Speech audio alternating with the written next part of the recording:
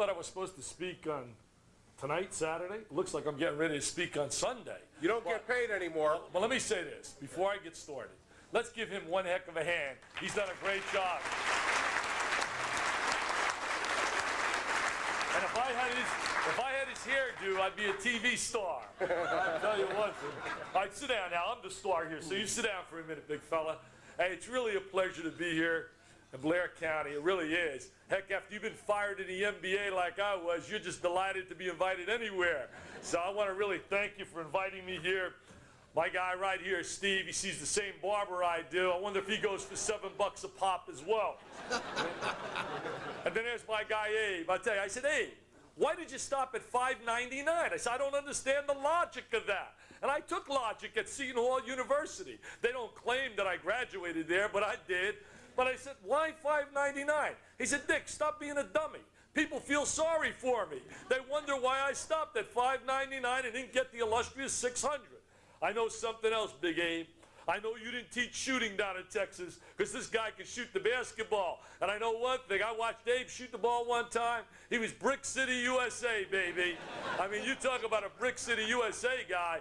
Unbelievable. My guy, Abe, one of the funniest guys in all of basketball. Give him a hell of a hand, too. My guy, Abe. Hey, and it's great here. Giorgiani, I like it. And a Sully, I love it. Are you kidding me? Who said all Italians are in the construction business? A Vitale? I mean, in coaching, we got a Patino, we got a Carlissimo. I mean, it's incredible. Unbelievable. My guy, Rabbit, what you started tonight, they're having a press conference tomorrow at Westchester University to admit and to announce that they will go on probation. 55 years later, they find out they were cheating like hell, giving them another year of free food, baby.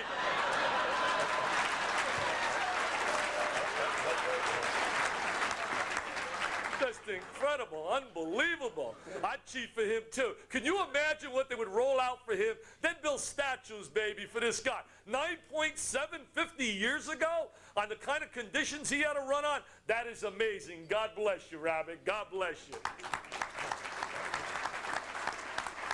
Hey, someone asked me earlier, they said, Dick, you coached in college, you coached in the pros, you coached in high school.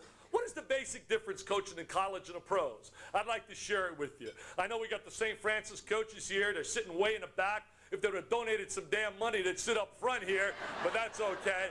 But you see, people say, what is the difference in college and the pros? I'm coaching in college, I get a job, and I'm like all of us here, the beautiful people that were inducted here tonight. You could feel the pride that they possess.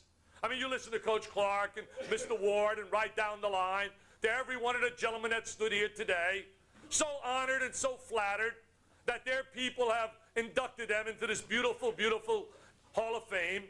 A great sense of pride to be the best at what you do in life. I know in my life I was a boy, a ball, a dream, just like Johnny. I can remember back in my life going to the playground and dreaming and hoping and praying someday something positive could happen in my athletic life. It touches me when I hear John talk about his mom and dad and talk about his wife and his daughter and his family. And he talks about love, because that's what it was in life.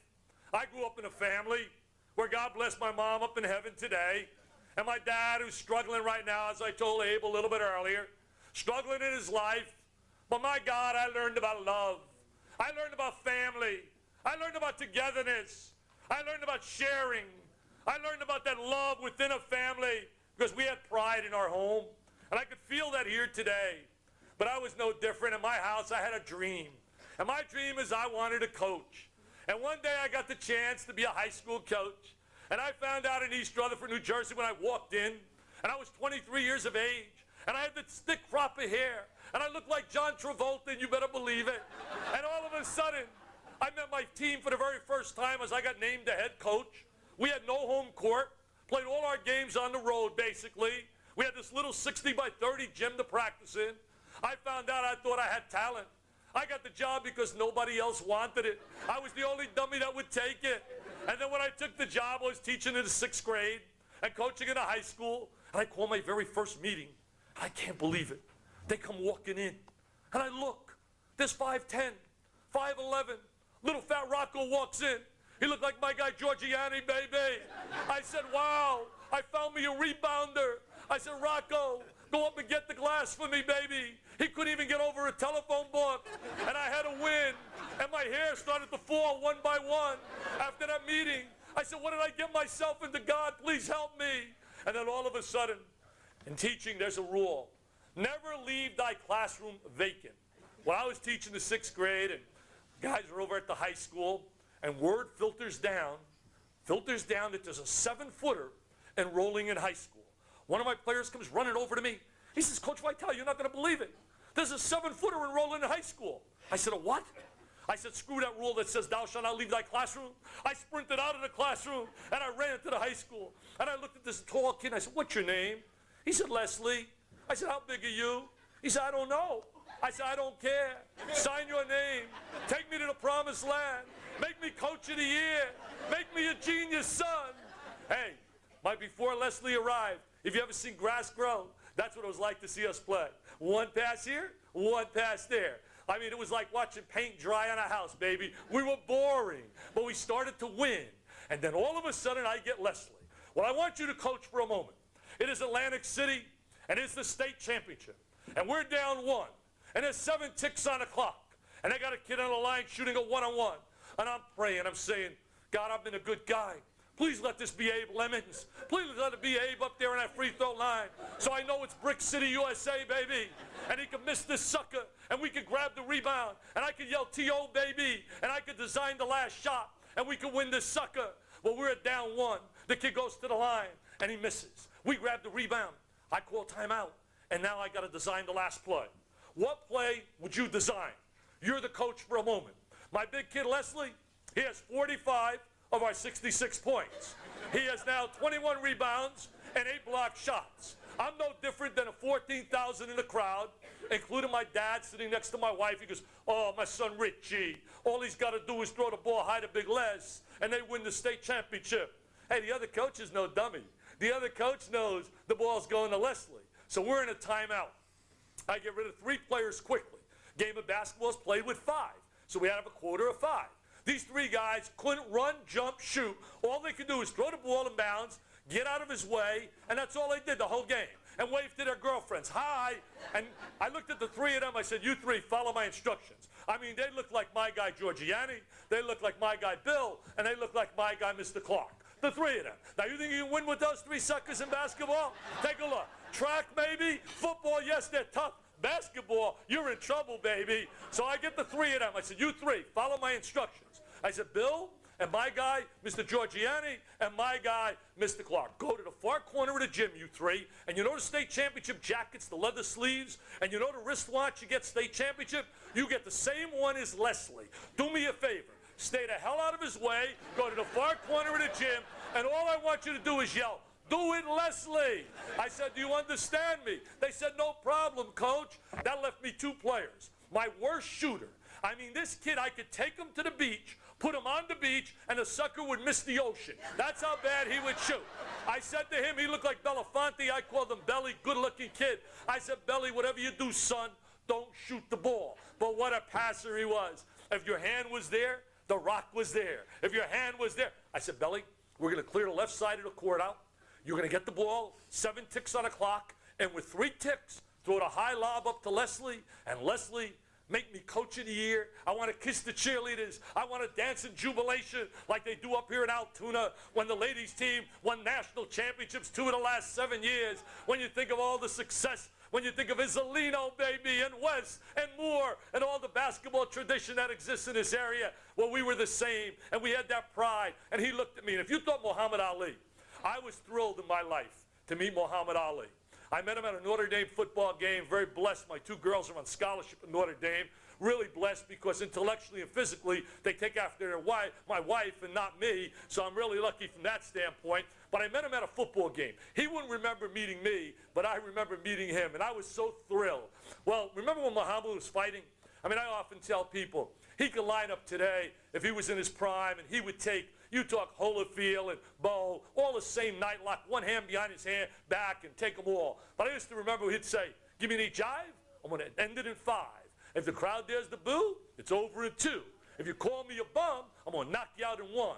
Well, my guy Leslie, he made Muhammad Ali sound like Mother Teresa. I mean, it was unbelievable. You talk about cockiness. We're in a timeout, and Leslie goes, Coach, this baby's over. He said, Coach, just get me the ball. This sucker is over. He said, in fact, Coach, do us a favor. We don't want you to get hurt here after the game. And pandemonium is going to break out, 14,000 fans. The place is going to go bananas. Pick up the gold trophy right now. Meet us in the locker room. Tell the other coach on the way out, nice try. He's Avis and we're Hertz, baby. And we're #1. And tell him thanks a lot for a great effort. And meet us in the locker room. I said, well, it ain't going to be that easy. Well, we go on the floor. I can't believe it. There's my 3 Boy Scouts. Just like Abe said a little bit earlier, guys that can't play always do what you tell them. They come on time. I mean, if the bus is leaving at 3 o'clock, they're at 2 o'clock with their bag. They're there. The star, he comes walking in. It's 3 o'clock. He walks in at like 3:15. Then you say, hey, guys, you dummies that came 2 o'clock, don't you understand? We're supposed to leave 3:30. He's 15 minutes early. Well, you try to lie for the sucker. But you see, there we are now, and I can't believe it. The 3 guys that can't play. My guy, Bill, my guy, Giorgiani, and my guy right there, Mr. Clark. The 3 of them in the far corner of the gym. They listen exactly like Boy Scouts, and they're going, come on, Leslie, and they're waving to their girlfriends. Hey, we'll meet you after the game, baby. And I'm looking, you suckers can't play a lick, and you think you could play. And now we go on a court. My guy Leslie's got like everybody around him. The other coach was no dummy, so he knew that Leslie was going to get the ball, and he's got 5 guys surrounding him. We throw the ball in bounds to my worst shooter, who's supposed to dribble to the left, throw the high lob up to Leslie, and he goes like, the heck with you, big fella. You've been getting publicity for 3 years. He starts dribbling opposite him, and the clock's winding down, and our bench is cheering, and they're yelling. They're yelling, shoot it, Belly, shoot it. It's 3, 2, 1. He lets it fly at the buzzer. It's NBN. It's nothing but nylon. He tickles the twine. I sprint on the court. I hug the cheerleaders. We cut the net down. The mayor proclaims a day in our honor. And now I got to go face the media. Guys like Jimmy Lane, who they've been talking so proudly here. Guys who banged the typewriter. I had to go face the media, but I didn't care what they wrote. I had the big gold trophy. And as I stood there in a media press conference, one writer says, Dick Vitale, how could you design a shot for your worst shooter when you got the best big kid in the state? I said, you guys think you have all the answers. You're a dummy. I said, if you were intelligent, you better give me credit. I've been a street fighter all my life. I said, don't you know in that timeout that I looked at my players and I remembered back to my days at Seton Hall when I took this beautiful class in statistics and probability. And I knew that my guy, Belly, was 0 for 9. That he had a better chance of being 1 for 10 than Leslie, who was 21 for 24 at that time. I said, I told that sucker to shoot that ball, and I better get credit. Well, the next day, the headline, Vitale's brilliant strategy wins state championship. Brilliant strategy. I would have chased that sucker, and I would have broke the Rabbits record, baby. I would have caught him if he would have missed that shot. So you need a little bit of luck, and luck certainly has been part of my life. I go to college, and I go down to Rutgers University. Great trivia question. 1976 named the Final Four. Yes, it was UCLA. It was Michigan. And it was the school that cut the nets down, whose speaker arrived here in 1992, who, if you really had class in Altoona, and I'm really disappointed in you, Steve, and all you people, that you would have taken a collection and you would have bought the sucker a nice tuxedo instead of his red sweater, the General Robert Montgomery Knight. He cut the nets down that year. And I know he came here and spoke 2 years ago. And I'll tell you one thing, the 4 team was a school called Rutgers. And you see, I got a little bit lucky at Rutgers. We were able to recruit some great players. And then I got the job at Detroit. And when I got the job at the University of Detroit, 1971, you talk about a dream. I'm teaching the 6th grade to you youngsters that are here today, listening to these people talk to you about your goals, about drive and desire. Each and every one of these people sitting here today had one common denominator that I was able to depict sitting here at this dais. A sense of pride, but a sense of work ethic. Johnny Moore, if you trace his background, just didn't one day say, God, please make me a player. And God says, I like you, Johnny, and I'll make you a player. No, it's perspiration. It's pain. It's hours and hours of labor. It's work like you can't believe to make it happen in their life. Well, I'm now get a chance to coach in college, and I look at this committee as they're interviewing me, and I said, Dick Vitale, what would it take financially for you to be our coach at the University of Detroit? 71, I'm in the 6th grade. 72, I'm at Rutgers. And 73, I'm being interviewed for the job at the University of Detroit. And I looked at the committee. I said, well, that's easy. I'm making $15,000 a year. I'm making 11 rather at Rutgers. Give me 15. They said, dummy, you got the job. We got 21,000 budgeted Catholic University, so let's hire this dummy. So they saved $6,000 off the tilt by hiring me. So I got the job because of being a dummy economically, not because of any ability. So now I get the job as the coach. And I look at the first 4 games. And the first 4 games were Cupcake City. I mean, we played I wish I'd have played Catawba too, baby. All these cupcakes in Westchester. I mean, I wanted some cupcakes, some automatic W's. And then all of a sudden it was game 5. And I began to shake. I said, oh my God, we're playing Michigan, the maize and blue, hail to the victors. I mean, you talk about that school, you begin to shake. One of the great academic and athletic institutions in America. But all of a sudden now, we go out and play one of the greatest games any team I ever coached. And we sprung a major upset over a great team that they had with a great player by the name of Campanella Russell. Johnny remembers him from the NBA. And now the next day I come in my office, and my beautiful secretary says to me, Coach, you're not going to believe it. The president of the university wants you immediately. I said, the president? Father Malcolm Karen? I said, you can't be serious. Now I got up that day. We were out partying all night. 6 a.m. I come rolling into my office, grab every newspaper. Don't believe coaches don't read about what they're doing. And I read every article. And when my secretary walked in and said the president wanted me, I sprinted to his office. They said, you had to kiss his ring?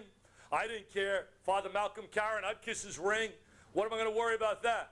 The last time I got a chance to kiss a ring, I was able to go backstage at Pine Knob over in Michigan, and I got a chance to meet one of my favorite entertainers, Francis Albert Sinatra. And they said you had to kiss his ring. I walked in the back, and the sucker had his hands folded. I got on my knees, and I kissed that sucker anyway. Well, you see, I walked in, and I looked at Father Karen. I says, Father, I said, so great seeing you. He says, Dick, you're doing such a great job. For doing such a great job, I have decided to take care of you and your beautiful Catholic family. I said, really, Father? I'm saying to myself, $15,000 a year is over with. Now I get a big contract. I can count all the people in the crowd.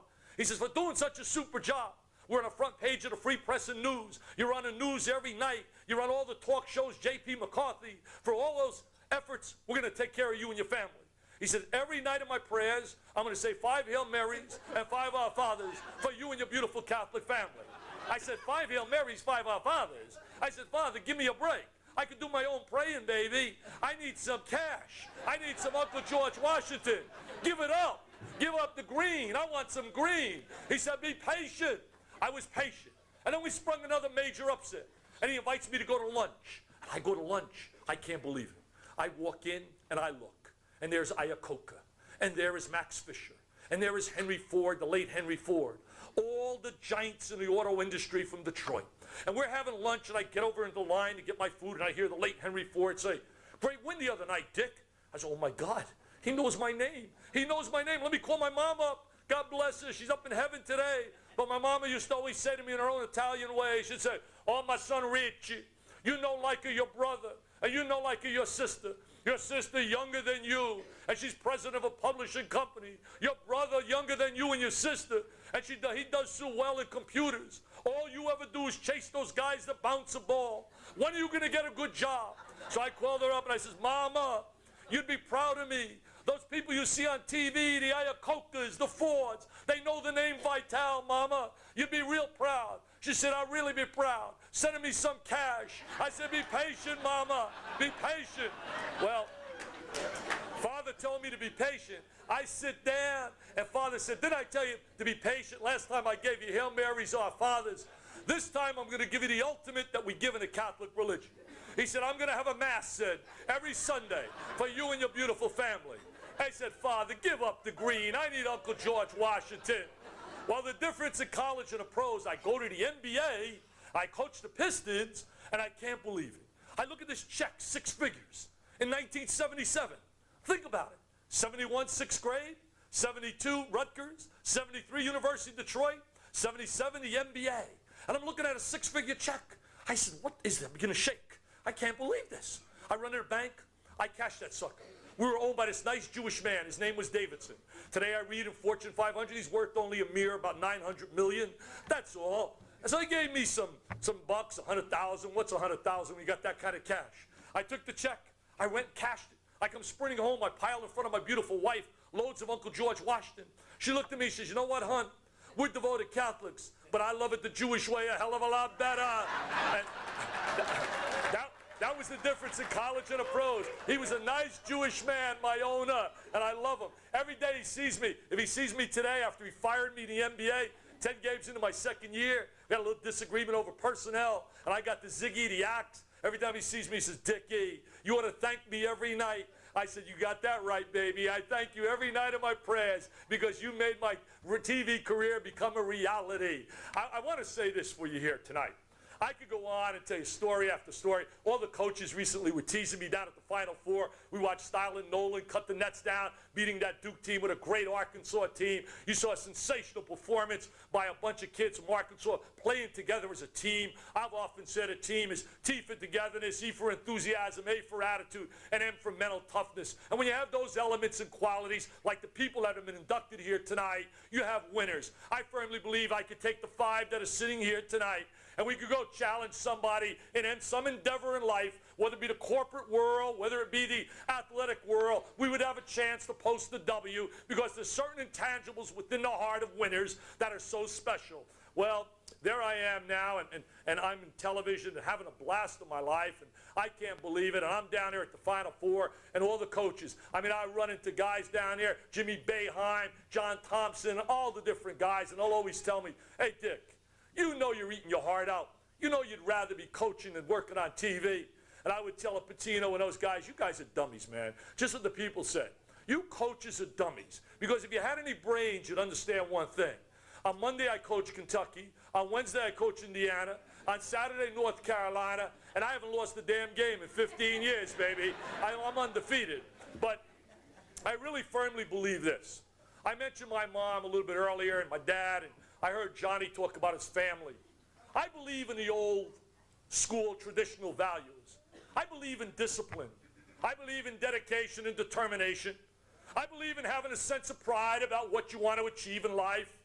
I believe about making your goals realistic and trying to be the best you can be today.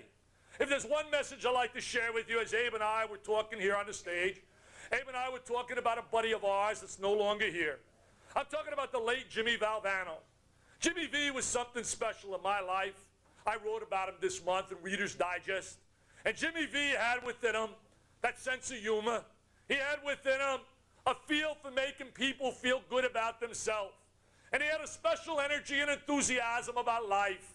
But Jimmy went through a tough time, and we know many people in our lives are confronted with big battles. Each and every one of us sitting here today could share a story about someone we love who maybe had a battle along their way, something tough in their life. And I think back at Jimmy and a battle he had with cancer. And I watched him with that pain, but I watched the courage, and I watched the spirit. I'll never forget the most stirring talk I ever heard in my life. We watched Jimmy last year as he came to be the recipient of the Arthur Ashe Courage Award, as Dustin Hoffman introduced me, and I was shaking to get up and talk about my buddy Jimmy V. They said, Dick, we got this script here. I said, script? I need no script. That's an insult. A script to talk about a man you love. When you love someone, you talk from your heart. You talk with feelings. You talk with a sense of pride. And as I looked at Jimmy's face sitting in the first row, in a room that was filled with every sports luminary you could think of, from right down the line, the David Winfields, the Emmett Smiths, the Jimmy Johnsons, the Lou Holtzes, the room was packed with celebrity galore, from Bill Murray to Hammer, right down the line. And as I introduced Jimmy, that day, Jimmy was in his hotel room, and he was throwing up, and he was in vicious pain with bone cancer, and he can barely get up. We had to put him in a wheelchair. But when he came that night to that banquet, he sat in the front row. Mike Krzyzewski, myself, and Joe Theismann brought him up to the podium. And as I gave him his award, I expected Jimmy to simply say, thank you. But as he started to talk to the audience, he talked about, don't give up. Don't ever give up. And he talked about how in his life, every day of his life, Learn to smile, learn to think, learn to cry, to share feelings with one another. He talked about how cancer could take away his physical abilities, but it can't take away his spirit, his heart, and his soul.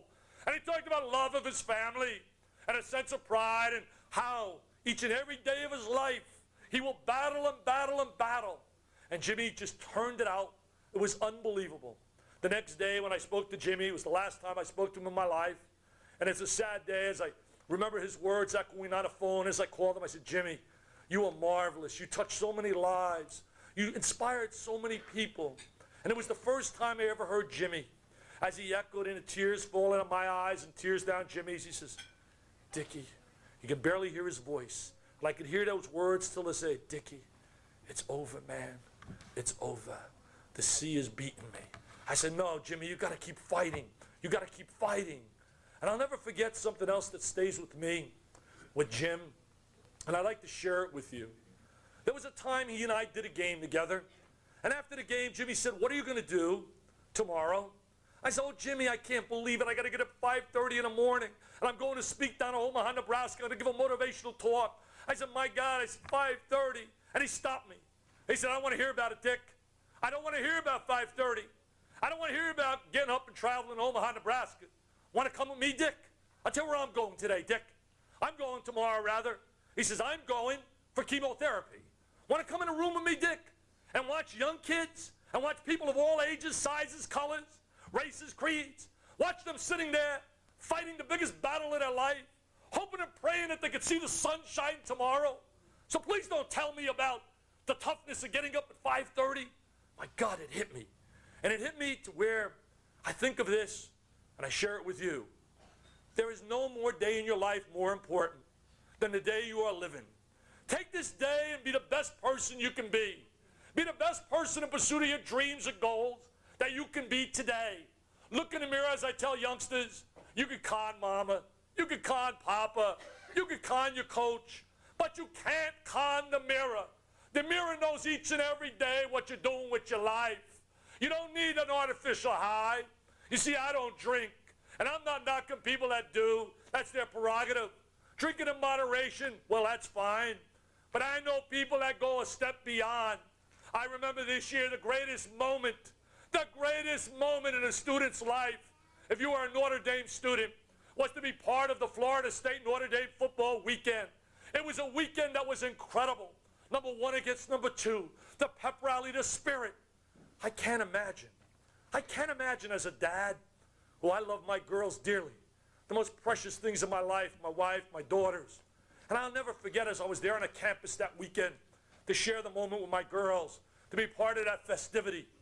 A young girl who was a freshman, enjoying her first major weekend on the campus, walking back to her dorm when in came a car with 4 other students, and they had been drinking wildly, and they had driven wildly and out of control, and the girl's life was taken.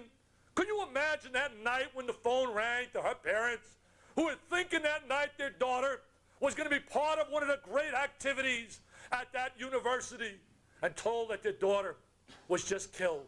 And as they killed her, they got out of the car, and the guy went to his room, his dorm room.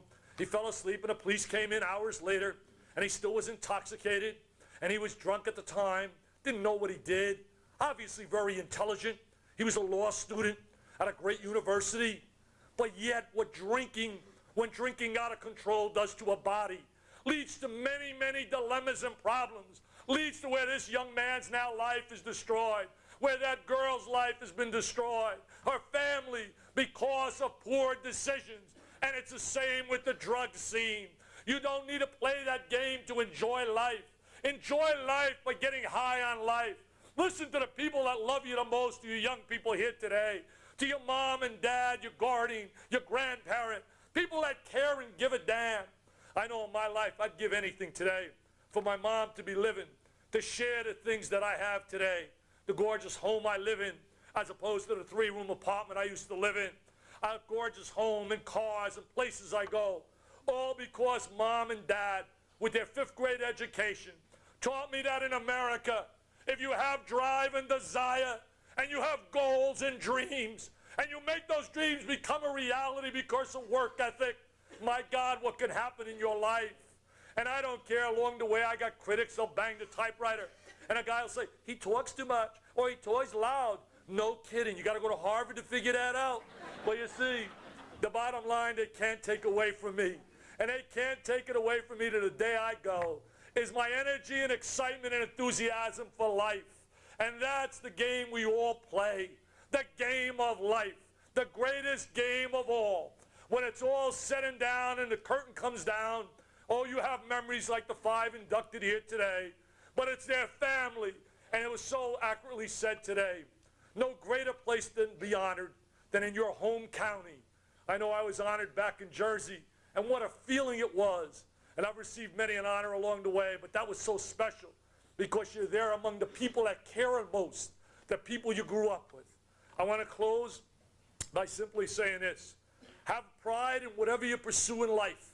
Michael Jordan now happens to live or lived in my subdivision just before he went down with the Birmingham team in baseball. I got a chance to share an hour and so with Michael sitting alone. And Michael said to me, Coach, you know, they're ripping me in Sports Illustrated. And they're ripping me across America saying I'm making a farce out of the game by trying to play baseball. But they're wrong. They're wrong saying I'm failing. Oh, how wrong they are. Because there is no such thing, he said, as failure when you try and give your best. He said, Coach, look at my hands. And I saw the blisters. And I seen the sweat.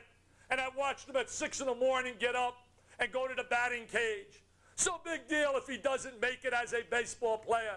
But no one can ever accuse him of not giving 110% in pursuit of a goal or dream. And if each and every one of us here today could attack life that way and extend hand with love to one another. I told Rabbit as we sat there next to each other and we talked about black and white. I said, I woke up one day, my friend, and I was white. Had no damn say about it. He woke up one day and he was black and had no damn say about it. But we have a lot to say about the kind of people we are and the actions that we take and the attitudes we have and the feelings that we have. We control those moves and we control those motions. I want to close again by thanking each and every one of you for allowing me to share a moment with you. And remember, please watch ESPN and watch ABC, because right now I need a TO, baby. I got to get on a little plane, and if my man Steve was really class, he'd have a nice jet taking me out of here. No, he's got one of those little hoppers, baby, like a 5-seater and a double propeller, and my stomach is shaking and rattling and rolling. And now I got to go on tomorrow to do a game, the Magic Johnson Round Ball Classic, featuring all the best high school players in America. I ran into Magic on the elevator as I was coming off. He flew to red eye. And I'll tell you something about Magic. Commitment. He gave a commitment to these people that he would be part of this game before he signed on as a Laker coach. The Lakers are playing tonight, but Irvin Magic Johnson is speaking tonight, where I'm supposed to be at a banquet for all the youngsters. And that's the kind of winner, just like he was, as I told him. And I share this all the time. Magic, as a high school player, you'd go down there just like I'm sure Johnny was the same. And we'd try to get there early as a recruiter. And we'd knock on the door. We said, Mrs. Johnson, we happen to be in the area. We left 5:30 in the morning Detroit. We're up here in Lansing. It's only like 6:50, 7 o'clock. Can we say hello to Magic before school starts? Because it'll be like a who's who after school with everybody, the recruiters around him. We want to say hello to him. He's not here. Where is he? He's at the playground. Playground? It's 6:30 in the morning. And you go to the playground, snow and ice, and there's this kid bouncing the ball and bouncing the ball. And he's playing, and he's playing, and he's dreaming. And you're standing and you're going, name of the Father, St. Jude, the miracle worker in the Catholic religion. Please, St. Jude, I've been a good guy this year. Let me get this kid. Please let me get him. I couldn't screw him up. He's so talented. He can make me coach of the year. He can make me a genius. Please, God, I'll do anything. I'll get on my knees. I'll beg and plead. Magic Johnson. Hey, Magic like Johnny, it just didn't happen that one night. Oh, please make me a player. They go out and make it happen.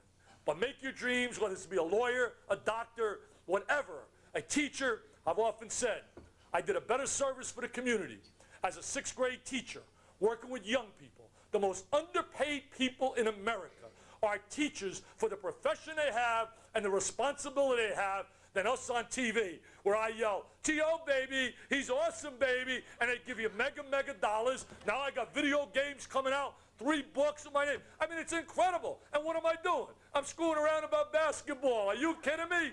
I mean, it's stealing money, but I like it, and I love it. Hey, God bless you. Blair County, you're Uno #1. Thank you.